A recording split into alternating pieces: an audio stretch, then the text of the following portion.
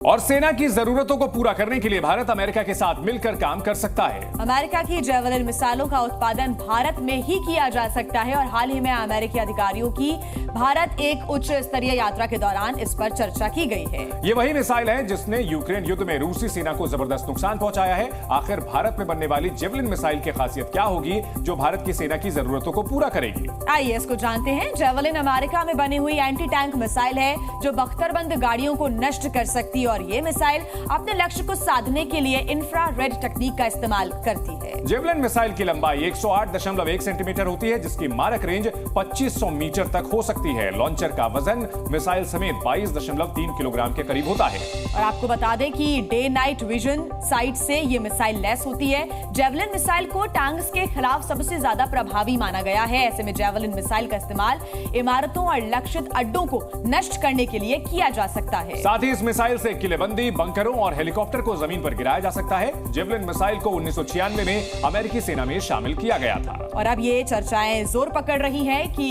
Javelin missile Bharat में ही बनाई जा सकती है।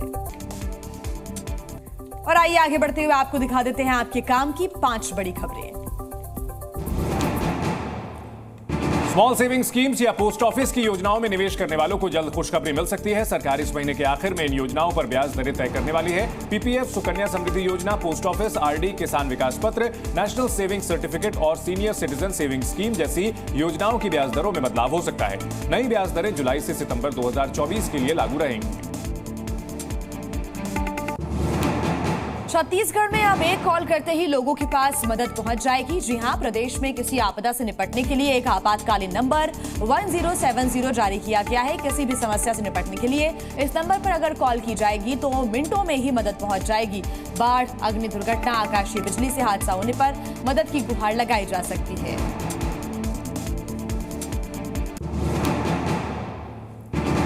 हाईवे पर बढ़ती सड़क दुर्घटनाओं और ट्रैफिक नियमों के उल्लंघन को देखते हुए नया ट्रैफिक मैनेजमेंट सिस्टम लागू किया जा रहा है। 1 जुलाई से नया नियम लागू हो जाएगा जिसके बाद से आपके फास्टैग से सीधे ही चालान कट जाएंगे।